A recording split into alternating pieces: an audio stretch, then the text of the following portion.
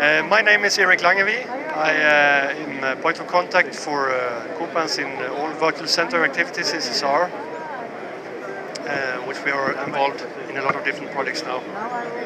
The Coopans Alliance, very short, was established in 2006 between LFV, Irish Aviation Authority and Naviair. And then we had Auto Control joining in 2010. CCL, Croatia Control, joined in 2011, and last year we had a new member in NAV Portugal. The collaboration is more or less totally focused around our system, upgrades and standardize of the ATM systems to develop and harmonize operational concepts and processes and cost sharing of system development. We have now 7 control centers in 5 countries in Coopans, and it will soon be 8 control centers in 6 countries when Portugal joins in 2021. So, to the virtual center activities then. Coopans are at the moment participating in the Wave 1 activities in project 1603 and 1509. I don't know how familiar you are with SSR, but 1603 is called CWP HMI. And it's the technical development of the virtual center capabilities. So it's the project where we make the services, define the services, and have made the concept. 1509 is more looking at the operational perspectives of the virtual center, how we can handle this from our operational side.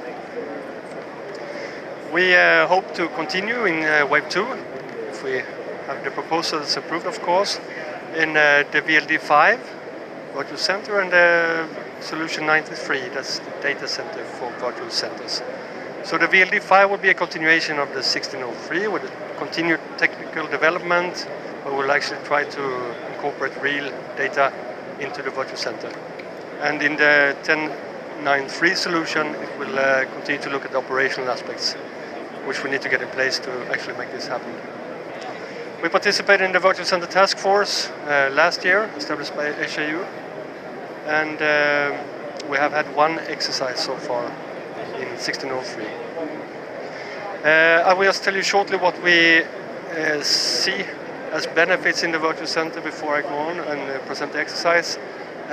It all started in when we started to coordinate the PG 1603 actually, and we realized that the virtual center will probably be something very important in future ATM systems. It will be a new way of building systems. It will give us additional and new functionalities that we don't have today. And given that we already have a very highly harmonized system in Coopans, we have the same software in all centrals, we have more or less the same operational concept in all centrals. We identified 2 branches in 1603. One is the virtualization of the system and one is the standardization of the system. And to have the quick wins, we chose to go for the virtualization as a first step. Because if we can virtualize our platform, we will already be connected to all 5 countries very easily. We don't need to standardize. And then when this is done, we can continue and go to standardized services and build on that to incorporate other things. So what we did in our exercise last year in September was that we did this in collaboration with Thales, who's our system supplier, where we had a cloud service in Paris, Thales premises, and then we placed the CWPs in Copenhagen and in Belgrine in Ireland.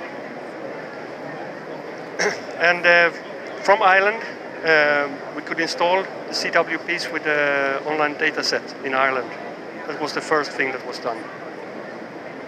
Once that was up and running, we also installed, from Ireland, we installed the CWPs in Copenhagen as well. And we could place the pilot position in Belgrine as well, even if we supported Copenhagen.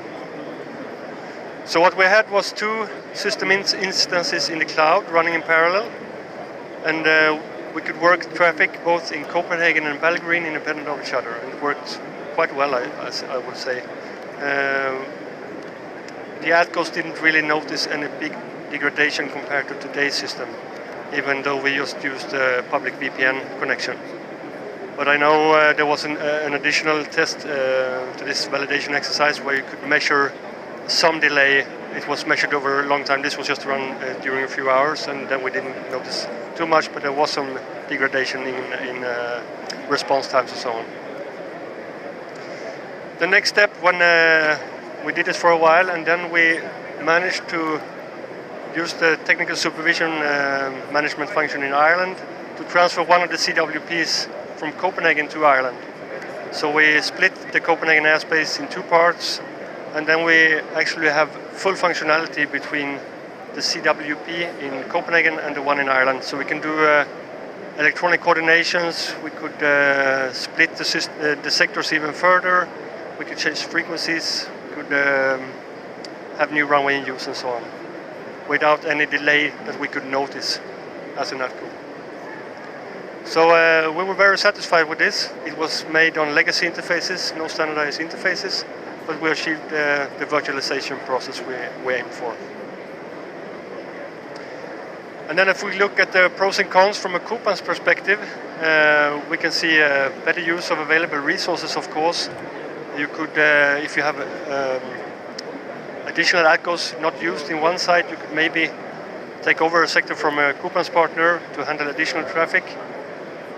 Eventually you could maybe buy or sell additional capacity in your system. The same with the services. If we go all the way, we could sell Coopans as a service to someone else. It will give us some benefits in infrastructure rationalization. We have less hardware, easier upgrades and so on. But what we are actually most interested in at the moment is the introduction of a software testbed and training platform for our part. This is also depending on the fact that we have this harmonized system already, and we travel a lot to Paris to test new system builds.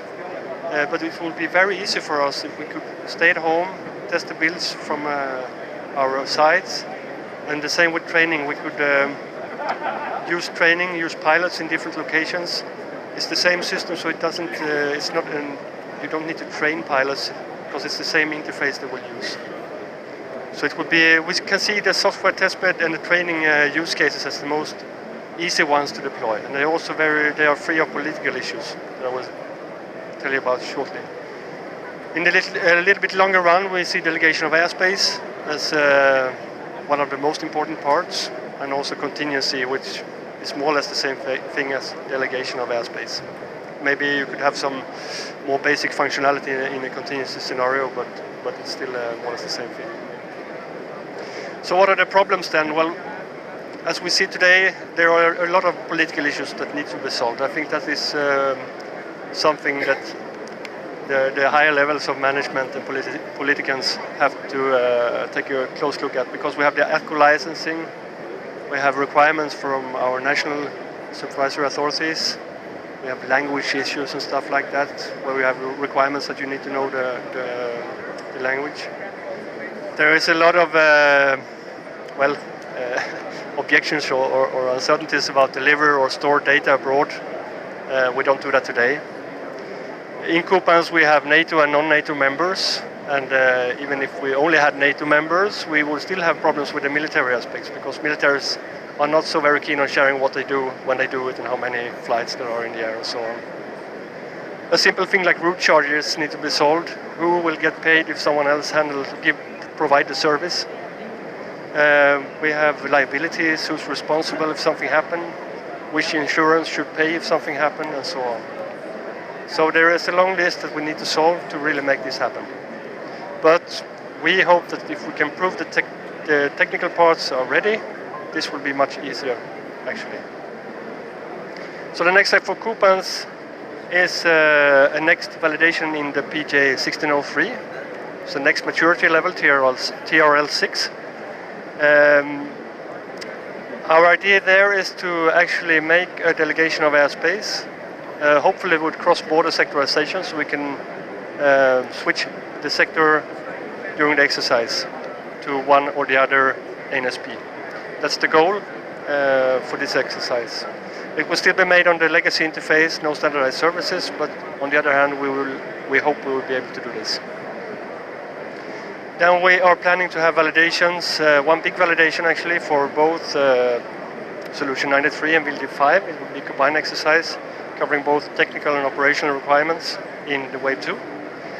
And we hope to be able to connect all 4 or maybe 5 Coopans countries to one ADSP in Thales, and to be able to exercise this delegation of airspace back and forth, maybe act as continuously to one another.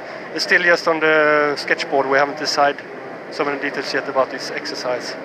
But what we know is that we will bring in the services this time. We will have a new platform where we use standardized services. All services, hopefully from PJ 1603 that are already defined now, will be taken on board for this exercise. I think that was my main presentation for today. If you have any questions, you're welcome now, or you can come back later maybe. Do we have time? Yes? Yes? Under the benefits, you mentioned that the use of human resources, ATCO resources, and delegation of airspace. Is that not the same name of the game, the two? Yes, I guess it is in a way. You could say that. If you have too many ATCOs in one place, you could help out somewhere else. It can be done in many different levels, of course. You could take a look at your plans, and if you have a surplus of ATCOs for 1 year, you could maybe have a sector delegated for an entire year. But it's of course the same in a sense, yes. You're in need, and I think also that's one thing we need to be aware of. The last few years we have had ATCOs available somewhere in Europe, but I don't think that will be the case for the next coming years. So then this possibility will possibly disappear or be reduced. Anyone else? And regarding the regulatory approach, have you managed to have a common approach to go to your national authorities, or have any of you go by yourself? So far,